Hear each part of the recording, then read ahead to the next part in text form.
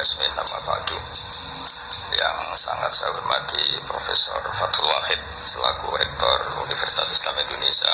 Di sini ada Bapak Dr. Ainur Rahim Fakih, Bapak Dr. Rafiki dan rombongan dari UI, ada Kiai Tamyiz dan teman-teman yang saya hormati. Juga ada kebetulan ada rombongan dari Pertamina.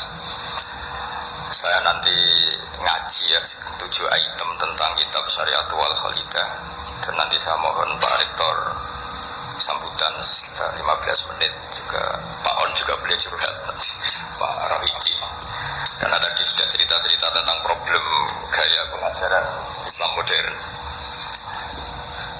Saya ngambil 7 item supaya semuanya dapat berkah dari kitab Syariatul Wal Khalidah. Pertama saya mau cerita atau menerangkan, ini nomornya ada urut tapi sesuai prioritas yang saya inginkan, halaman 1, 2, 3 ya.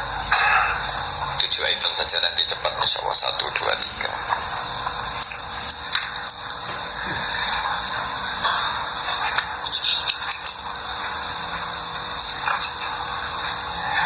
Nah, ini diterangkan di antara makalah ya, mutiara makalah yang disampaikan oleh Sayyid Hasan bin Ali, yaitu cucu Rasulullah SAW, ketika ditanya oleh Imam Hasan Basri. Kita tahu semua sanad thariqah sebelum Sayyidina Ali semuanya lewat siapa? Hasan Basri. Terus di Jawa jadi Hasan Besari, jadi macam-macam itu, tukang oleh jeneng Jawa itu. Di antara makalahnya itu malam yu'min bi qadarillah wa qadari khairihi wa syarrihi faqad kafara. Tapi waman hammala dzambahu rabbahu faqad fajara. Jadi kalau orang tidak berkeyakinan qada qadar khairihi wa syarrihi minallah, dia berstatus kafir. Tapi orang yang mengkambing hitamkan Allah ketika dia dosa, faqad fajara, dia itu orang yang enggak benar. Jadi ini sudah tengah-tengah, karena masyhur itu ada ulama ahli sunnah yaitu Imam Sanusi berdebat sama orang Mu'tazilah itu semalaman. Mu'tazilah itu tetap kokoh keburukan itu tidak dari Allah. Alasannya Allah itu memerintahkan kebaikan, masa menghendaki keburukan. Tapi pikirannya Imam Sanusi, idzan waqa'a fi mulkihi ma la yuridu.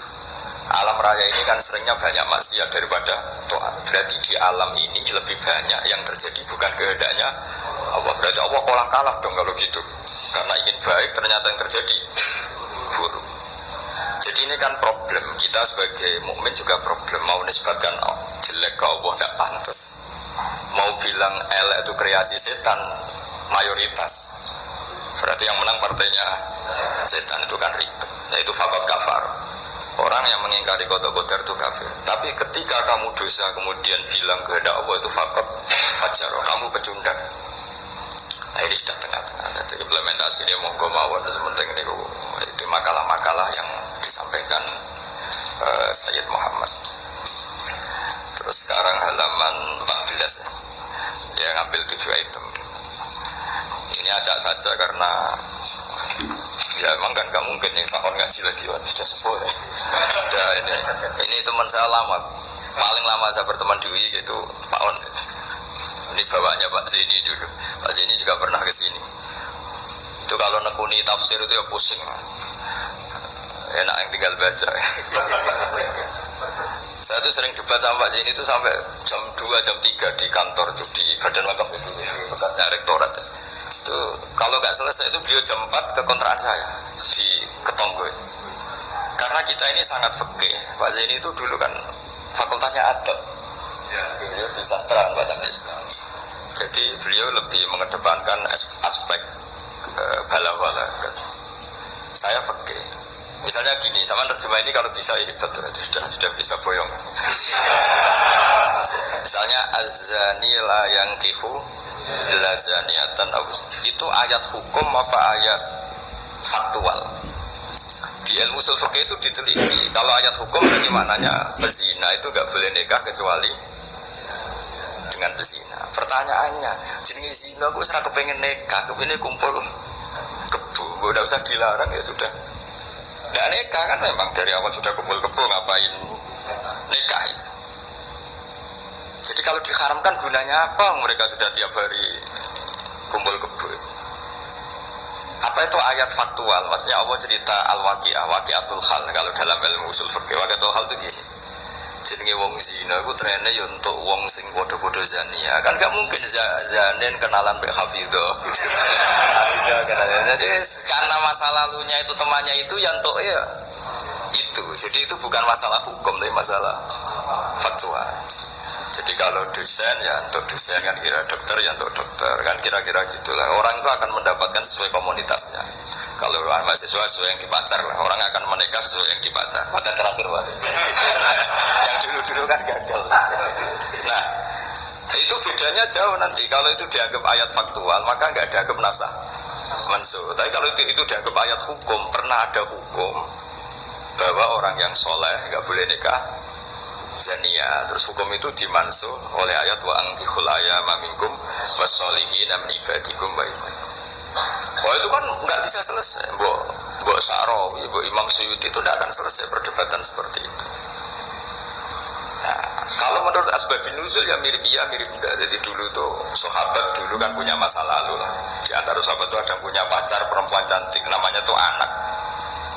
Ketika dia sudah Islam, sudah baik, masih kangen sama pacar lamanya. Pacarnya itu di Mekah. Ketika Fatu Mekah ingat lagi. Jadi kayak mantane sampean terus rondo niling meneh. Manusiawi sekali. Terus alhasil terus tanya, ya Rasulullah kalau saya nikah anak boleh ndak? Tapi dia masih begitu, maksudnya masih profesinya masih seperti itu, masih PSK lah kira-kira gitu. Kira-kira baghiyah kalau dalam bahasa Arab itu baghiyah. Terus karena si cowoknya ini sudah afif, sudah soleh, sama Quran dilarang, jangan kamu orang soleh kok nikah sama yang seperti itu. Larangan ini itu larangan hukum apa larangan sosial apa larangan etika, itu perdebatannya ulama usul fikih. Kalau larangan hukum itu jelas kelirunya. Justru Islam tuh ingin yang zania itu nang nikah dan statusnya zania itu hilang. Makanya Nabi itu punya sekian sisi unik karena beliau kadang ngendikan hukum, kadang ngendikan etika, kadang ngendikan tadi faktual, waqi'atul hal. Misalnya begini, ada seorang zania. Ini saya cerita aspek fikih. Zania sudah hamil, dinikahi orang lain. Ini harus melahirkan dulu apa enggak? Hampir semua ulama bilang enggak usah karena enggak perlu ada apa iddah. Untuk zania enggak perlu iddah karena iddah itu kan untuk nikah yang sah. Tapi suatu saat Nabi itu pernah ditanya, ya Rasulullah ada orang yang biasa kumpul kebo, lelaki dan perempuan bisa kumpul kebo, sekarang sudah nikah. Itu Nabi ngapresiasi dan beliau ngendikan qad kharaja min sifahin ila nikahin. Ya baguslah sekarang yang tadi malam mungkin masih berstatus kumpul kebo, gara-gara nikah sekarang kumpulnya sudah kumpul nikah. Jadi Nabi komentar qad kharaja min sifahin ila nikahin. Dia sudah keluar dari tradisi kumpul kebo menjadi tradisi yang baik, yaitu nikah. Hubungan intinya sudah berstatus nikah. Makanya kita yang kiai itu kalau ada orang minta dikawinkan, itu bingung. Bingungnya kalau langsung dikawinkan geger BKUA. Kalau ndak, yang nakal loh. Justru kalau kayak kangkang nggak nakal itu nggak wajib menikahkan sekarang. Nanti 40 tahun lagi ya nggak apa-apa. Tapi kalau orang nakal itu malah harus. Kalau minta dinikahkan sekarang kok kamu nggak mau, kan bisa aja malamnya gitu lagi. Padahal kalau kamu mau menikahkan, kumpul malamnya nanti sudah halal ya, sudah sah. Tapi kalau kamu udah nikahkan, kumpul kebo. Dan kuncinya di kamu karena kamu disuruh. Jadi mau tidak mau terlibat. Makanya kalau dalam hukum mengislamkan orang itu nggak ada boleh waktu jeda. Misalnya ada orang kafir tanya Gus Pak saya syahadatkan. Itu kok saya bilang sudah duduk dulu ngopi dulu. Itu saya ikut murtad. Karena membiarkan dia sekian menit dalam keadaan kafir yang saya bisa menghilangkan saat itu juga. Maka harus langsung disyahadatkan. Karena eko alal kufri kufrun, menetapkan kekafiran itu ya nggak boleh saya mandi dulu atau ngopi-ngopi dulu, nggak boleh, harus langsung. Ibarat gini lah, kafir itu kan taruhannya neraka. Ibarat ada orang kecelakaan, kamu pas pakai celana pendek di jalan kan nggak boleh, kamu tak pakai baju dulu. Sedang dipelindes lagi kan, harus langsung meskipun anda dalam kondisi yang tidak sempurna. Nah, resikonya tadi pas kamu bikin kopi ternyata orang itu mati, berarti matinya mati kafir. Yang ada kan langsung kamu talqin syahadat, dia mati Islam. Begitu juga orang yang kumpul kebo minta kamu nikahkan sekarang. Kalau kamu nikahkan maka nantinya sudah kumpul nikah. Tapi kalau enggak, Nah tapi kalau orang soleh seperti ini biarin aja gak apa-apa. Jadi orang soleh itu ya ada resikonya karena tidak mengharuskan nang nikahkan itu. Nah itu dibicarakan oleh ulama-ulama itu. Jadi apa? Nah lagi kembali tadi azani la yankihu illa zaniatan aw musyrikah. Itu faktual, apa hukum, apa etika. Ya kita mau tidak mau debat karena kita nggak punya pilihan.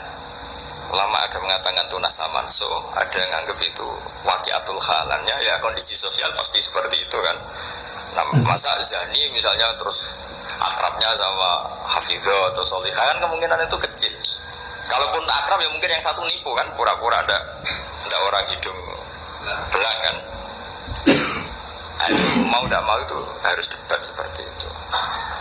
Terus kedua, aspek yang sering saya debat dengan Pak Zaini itu aspek bahasa fikih. Bahasa fikih itu menuntut vulgar, nggak boleh kinayah, nggak boleh persemuan tarik. Kalau bahasa ini karena beliau biasa kesusastraan itu lebih halus. Itu memang ya ribet. Ya karena kita sering tidak punya pilihan. Seorang lagi sering tidak punya pilihan. Nggak boleh misalnya zina itu dibahasakan tidur bareng, nggak boleh. Karena kalau tidur bareng dihukumi zina berarti orang yang tidur bareng tidak melakukan itu boleh dirajam kan. Itu kalau di fikih harus vulgar. Ada saksi yang menyaksikan itunya masuk sampai dubetel. Saksi ngerti tidur bareng atau berdempetan aja nggak boleh. Jadi ya agak kacau memang bahasa fikih itu mau tidak mau harus vulgar. Harusnya orang-orang etik itu tidak mau. Nah, di sini terus misalnya ada masalah ketika aula mastumun nisa. Aula mastumun nisa itu bahasa sastra apa bahasa beneran gitu. Kalau bahasa sastra berarti Quran itu sangat halus sehingga membahasakan jima itu lamastum. Nah, Ibnu Abbas berpendapat itu atau kamu hubungan intim sama istri kamu itu membatalkan wudu. Nah, ini yang kelompok-kelompok tertentu berpendapat gitu, makanya untuk batal nunggu hubungan suami istri. Tapi ada ulama mengatakan lamastum memang benar-benar nyentuh, jadi sekedar nyentuh tangan ini sudah batal.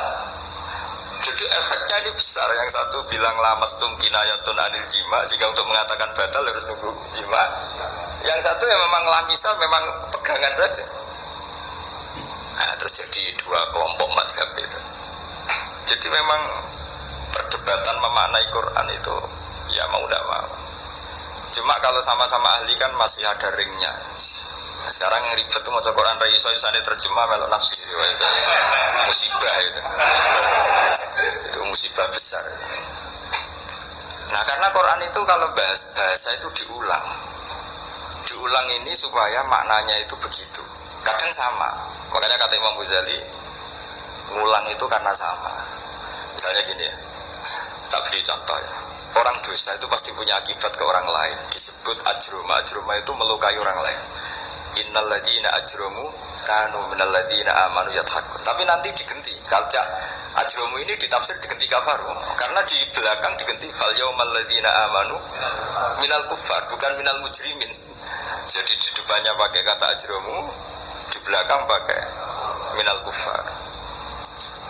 Misalnya tadi ada 3 kelompok di akhirat, menerima tangan kanan, menerima buku dengan tangan kanan, kedua dengan tangan kiri. Tapi yang terlalu buruk itu waro adzhari, menerimanya membungkungi yang ngasih.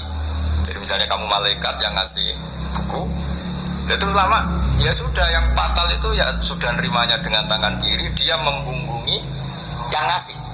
Jadi sudah ngawur secara etika. Misalnya dipanggil si sini, si malaikat tadi orang ini memang bakat buruk, pas nerima buku itu sudah sangat tidak beretika, sudah dengan tangan kiri sambil membungkungi, sehingga malaikat ini semangat ngadapnya ya kumat lah, kumat mantelnya itu sudah tidak beretik, sudah pakai tangan kiri. Tapi kita yang sopan itu kan menghadap pakai tangan kanan. Ya muni matur nuwun barang menapa. Sehingga terus jadi malaikat itu makanya semua nanti di akhirat. Nah, akhirnya kelompok itu hanya 2, kanan dan kiri. Nah, kiri ini yang ekstrim sampai ya sudah kiri.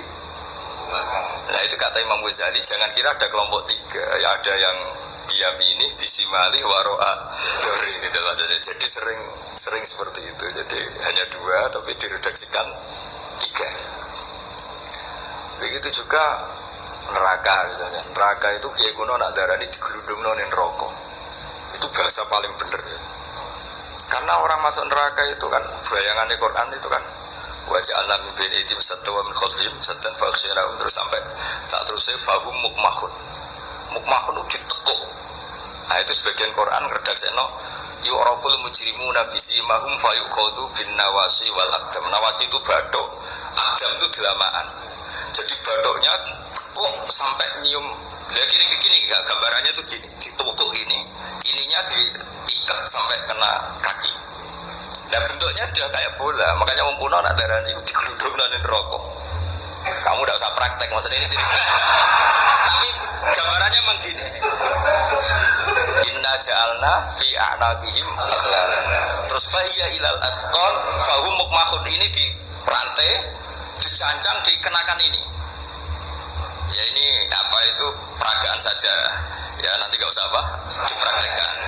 Nah karena bentuknya sudah gini, terus ya neraka itu bawah. Ya neraka itu kan posisinya bawah. Mulane darani munggah swarga karena surga itu naik. Digeludungno ning. Nah ini cerita kealimannya wali-wali dulu. Jadi bahasakan masuk neraka itu digeludungno. Karena posisi sudah kayak bola itu. Diikat dengan bentuk seperti itu kan. Nah, redaksi yang di Yasin yang tadi akhlalan fayya ila asqan fahum mukmahun itu ya sama dengan redaksi yang di surat Rahman yu'araful mujrimuna bisimahum fayukhadhu bin nawasi wal.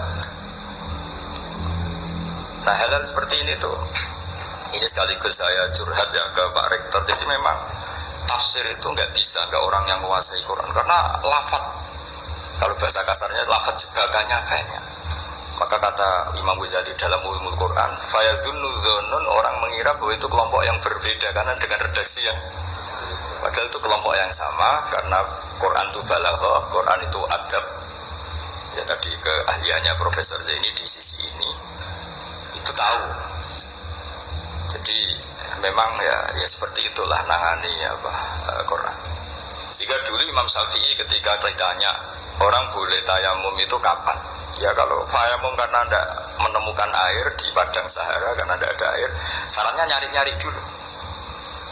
Nyari-nyari air ke sekelilingnya ya. Kalau ada kafilah ya tanya-tanya bawa air enggak, baru kalau enggak menemukan baru tayamum. Ketika ditanya mat dalil ala dalik, lalu dalilnya apa? Imam Syafi'i dengan enteng baca falam tajidumaan, kemudian kamu tidak menemukan air. La yuqalu liman lam yatlub lam yajid wa innama yuqalu lam ya'rif. Di mana-mana tidak menemukan ya sudah mencari, baru namanya tidak menemukan. Bagi yang belum pernah mencari tidak bisa dikatakan tidak menemukan. Jadi itu la yuqalu liman lam yatlub lam yajid. Bagi yang belum pernah mencari namanya tidak menemukan, tapi namanya tidak tahu.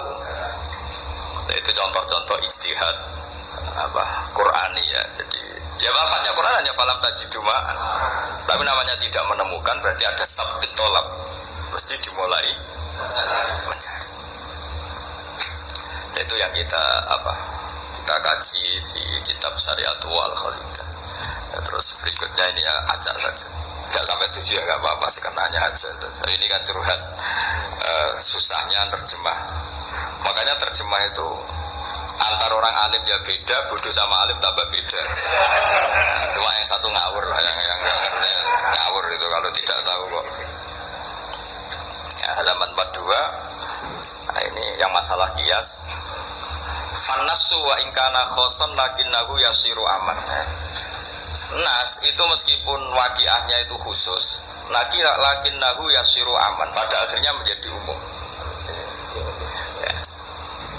Menjadi umum itu karena mau tidak mau ada kias. Kias itu analog, kenapa? Atau pola.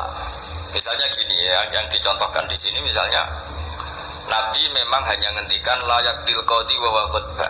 Enggak boleh seorang hakim memutuskan hal-hal yang krusial dalam keadaan emosi. Khutbah itu emosi yang sangat. Lalu kiasnya apa? Rektor juga enggak boleh dalam keadaan emosi bikin keputusan. Kiai juga enggak boleh, suami juga enggak. Siapapun enggak boleh. Cuma yang sering bikin keputusan otoritatif itu kan qadhi, hakim. Jika Nabi hanya ngendikan Al-Qadi. Lalu ulama mengatakan khutbah itu kenapa tidak boleh? Karena orang kalau emosi itu akalnya agak batin, waras lah kan itu. Lalu itu tidak harus pas emosi ya. Ulama memasukkan terlalu sahabat ya gak boleh, terlalu lapar ya gak boleh, hakin ngempet nguyah ya gak boleh, ngempet ngising. Sehingga kata khutbah kemudian diganti fi halatin yasu'u khalquhu fiha, dalam keadaan yang dia nggak begitu normal.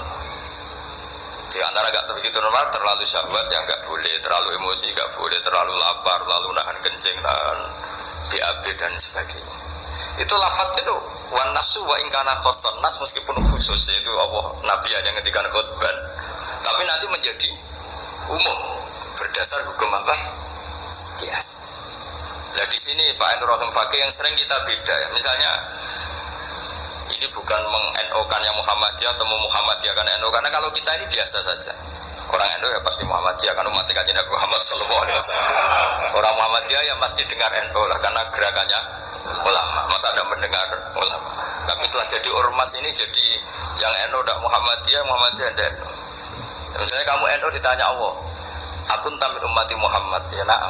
Itu bahasa Arab umat Muhammad itu. Selamat datang kok iki anut sapa ya anut ulama. Jadi tapi wong nganggur geger rasane.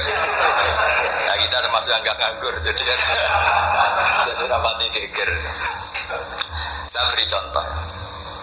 Nabi itu ketika habis sholat itu akbala ali Nabi wajib langsung berputar menghadap ke kita. Jadi kalau di Indonesia langsung menghadap ke timur. Itu ada yang mempraktekkan dan itu bagus, jelas semua teks hadis seperti itu. Tapi di beberapa hadis itu insorofaan yamini, kadang insorofaan simali. Karena begini, Nabi itu kalau sholat itu orang yang dari 7 kilo, 8 kilo semuanya lari kepengen makmum Kanjeng Nabi. Sehingga kalau makmum Nabi ini bahaya ketika itu asal alhamdulillah memang janjian rawuh. Sana jejer Pak Tamjis podo kiai ini. Sudu berarti kiai tenan. Berkiai jejer kiai. Iki putrane Mbah Mun.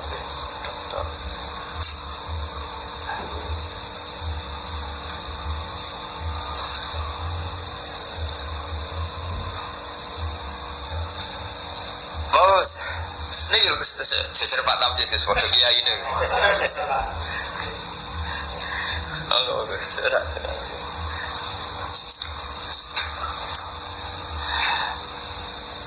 Ya saya teruskan ya. Jadi ternyata di syurahul hadis, para pensarah hadis, ketika Nabi menghadap ke timur, dan itu ya banyak yang meraktekkan dan menurut saya tidak masalah. Itu karena Nabi tidak ingin orang yang datang terlambat.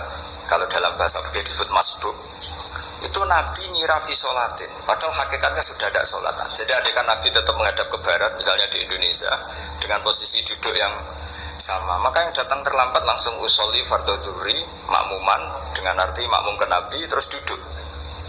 Nah kalau dia makmum padahal Nabi nyatanya sudah selesai, itu sholatnya tidak sah karena menggantungkan sholat atau iktimam dengan orang yang sudah ada sholat. Nah sehingga gerakan Nabi ini dianggap maklumat kalau beliau sholatnya selesai. Nah karena filosofinya itu maklumat kalau sholatnya sudah selesai, ada yang milih memang benar-benar ke timur juga maklum kan, gak mungkin sholat madhep ke timur, sehingga yang datang tahu, ada yang milih ngalor.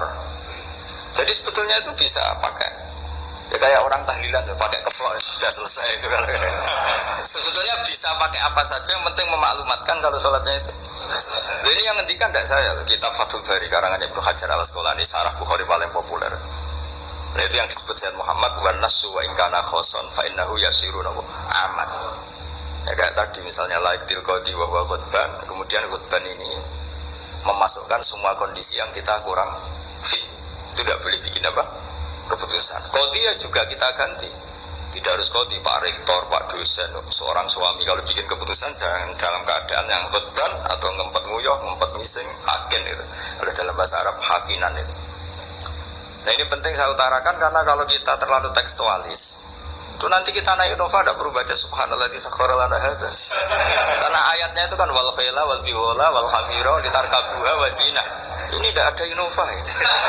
Ayatnya yang litas tahu ala sumatas guru ni'mat rabbikum tidak tahu itu ma'ali wa taqulu subhana. Ini kan jelas litas tahu ala zuhur. Ini Innova tidak ada zuhurnya, tidak ada punggungnya.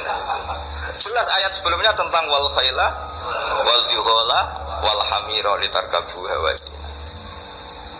Nah, jadi kalau terlalu tekstualis maka naik Innova Ferrari itu tidak usah baca subhanallah karena ayat ini tentang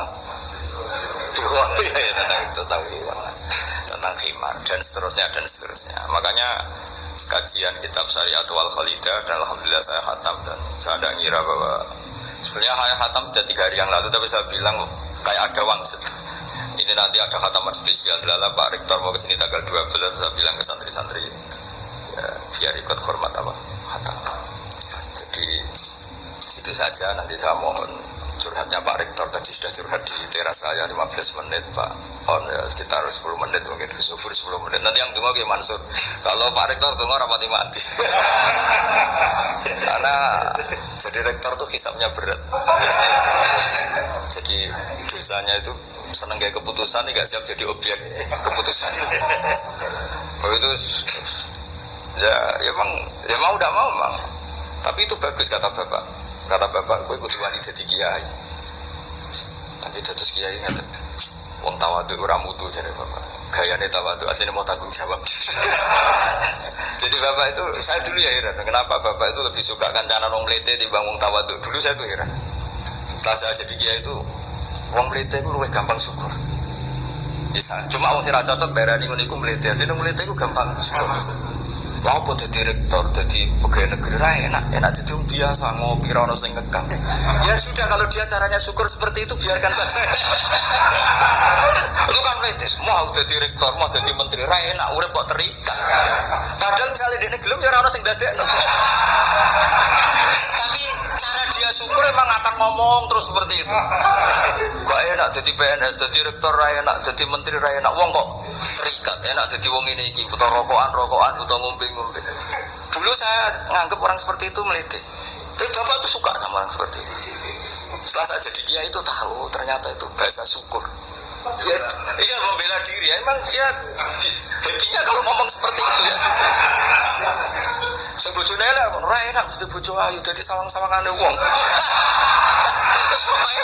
Wes auni-unimu sing penting sudah itu cara dia syukur. Saya tuh belum pernah loh kalah debat orang kecuali sama orang desa itu. Anaknya itu minta motor Pak Rektor, motor sepeda motor. Nggak boleh ada orang kaya. Bapaknya kesini, anaknya komplain, bos bapakku kok medit, nunjuk motor ora oleh padahal orang kaya. Bapaknya kesini tuh masuk akal. Anak di pondok tambah goblok. Mergo yo nukokno motor. Lah kok goblok, Pak? Jenenge donya iku Gus sing lahirno donya kok sapi kan mana, wedhus mana. Wong donya kok mangan donya. Motor itu kan beli bensin nyervis. Jadi orang beli mobil itu goblok terus. Jadi ya profesor dokter kalau punya mobil cara dia ya goblok. Ya yang punya mobil cara dia jenenge donya sing lahirno. Donya kok mangan. Ini kok pinter juga. Akhirnya Pak, lah sampean ngene Pak, diteropon Agus Pak motor, goblok. Tapi kita menjadi tahu ternyata di balik lugune ku ya ono pinter ya. Meskipun dia pecundang, artinya pecundang itu gak gelem motor nang ndi yo ngetroponakane. Tapi ya intinya hidup itu harus mendengar. Jadi bapak itu senang be wong mlete. Tapi wong tawadhu itu gak mati. Karena alasan bapak kon imami gak gelem, kon takmir masjid gak gelem, jadi rektor gak gelem. Sepatune mau tanggung jawab, terus engko nek ana salah karek ngritik. Lha iku ora tawadhu wong Indo jadi bapak. Nah ini cerita kearifan orang-orang dulu. Jadi orang-orang dulu kelihatannya seenaknya tapi sudah dihitung. Ternyata orang melite itu ya dia membela dirinya sampai seperti itu. Membela gak gelem mau jadi menteri, jadi rektor, gak enak urip terikat. Ada nanti kan dia gelem ya tidak ada yang nawarin. Ya sudah, tapi cara dia syukur seperti itu. Bisa mohon sekali lah ini khataman Syariat wal Khalidah. Mungkin saya mohon bersyukur untuk cerita hubungan Mbah Mun dengan Said Muhammad yang Pak Rektor sama Pak One curhat. Monggo secara berurutan kalau mohon sekali supaya semuanya dapat berkah dari saya Muhammad bin Alawi Al-Maliki Al-Hasan. Monggo.